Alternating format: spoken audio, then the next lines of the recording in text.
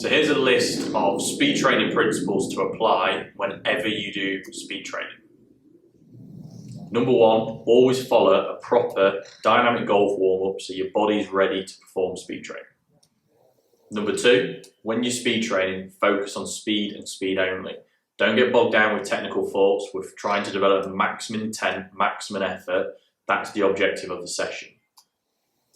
Always wear a glove. If you don't normally wear a glove for golf, that's different, but always wear a glove and make sure it's pretty new. We don't want kind of slippery gloves. That's an important part to keeping speed consistent.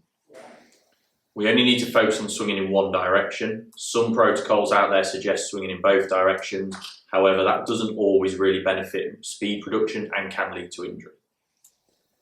An extremely important component of speed training is using a radar where you can actually measure your club head speed consistently and accurately. Without the radar, you're not actually speed training because you cannot quantify effort. It's important when speed training not to expect consistently to keep increasing speed, especially each session to session or week to week. You need to push yourself every time, but there's a 10 out of 10 some days will be lower than a 10 out of 10 of the other days. So don't get bogged down with that and just focus on the objective in hand of speed training. The importance of speed training is obviously learning to apply how we can utilize body movements to get more speed into the club head. So speed training alone is one component. Physical training by increasing strength and mobility in the gym is another component. I always recommend doing them hand in hand. Speed training on its own can be dangerous and can lead to injury. So always try to interlink the physical side with the technical side rather than just one on their own. Think of speed training as maximum effort, short duration. Think sprinter, not marathon runner. So when you're trying to give 100% to a certain shot, that's exactly what you need to be giving. Don't try and move in a certain way. Don't try and perfect strike or timing. Just focus on maximum club head speed for the objective of the session.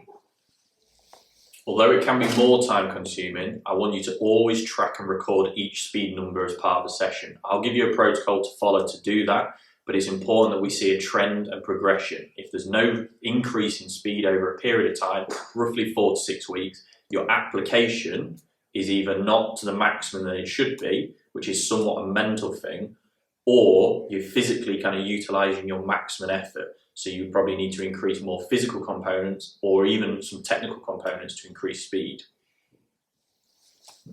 And finally, before you actually hit the ball, it's always a good idea to do a few swings behind the ball like you would normally at probably 70 to 80% effort to get a feel for timing and to prime your body. Don't just go in straight cold and start smashing the ball.